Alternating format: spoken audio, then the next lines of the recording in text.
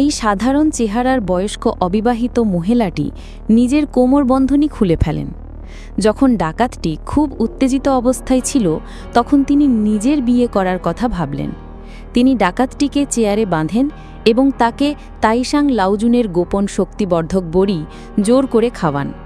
যখন পুরুষটির মুখমণ্ডল উষ্ণ এবং নিচের অংশ ফুলে ওঠে তখন তিনি টেপ দিয়ে তার চোখ বাঁধেন এবং ডাকাতের কোলের ওপর বসে পড়েন। এই মহিলাটির নাম ঝামু কাইফ্যাং, যিনি আসলে একজন নারী গুন্ডা বা দুশ্চরিত্রা ছিলেন।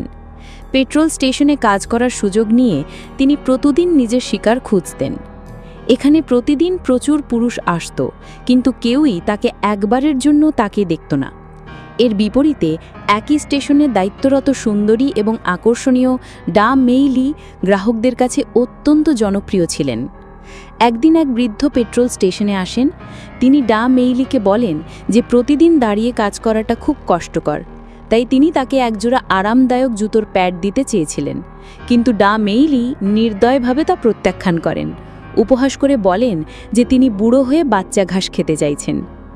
এই দৃশ্য দেখে ঝাং কাইফ্যাং বৃদ্ধের পিছু নেন।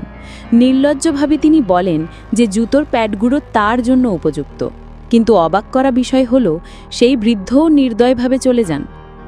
এর কিছুক্ষণ পর একজন ডাকাত পেট্রোল স্টেশনে আসে। ঝাং কাইফ্যাং সুযোগ বুঝে তার সাথে কথা বলার চেষ্টা করেন।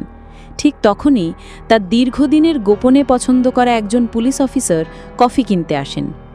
নিজের পছন্দের মানুষটিকে দেখে ঝাং কাইফ্যাং লুকিয়ে লুকিয়ে ছবি তোলেন, যা তিনি বাড়িতে নিয়ে গিয়ে ধীরে ধীরে কল্পনা করার জন্য রেখে দেন।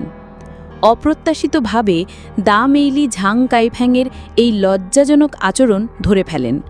তিনি ঝাং কাইফ্যাংকে সেই ছবিগুলো দিয়ে পুরুষদের নিয়ে কল্পনা করার জন্য অপমান করেন, এমনকি বলেন যে পাশ দিয়ে যাওয়া ট্রাক চালকরাও তাকে পছন্দ করে না। ডা মেইলের এই কথাগুলো ঝাং কাইফ্যাংয়ের মস্তিষ্কে গভীরভাবে আঘাত করে। তিনি এক কোণে লুকিয়ে একাকী একটি সিগারেট ধরেন।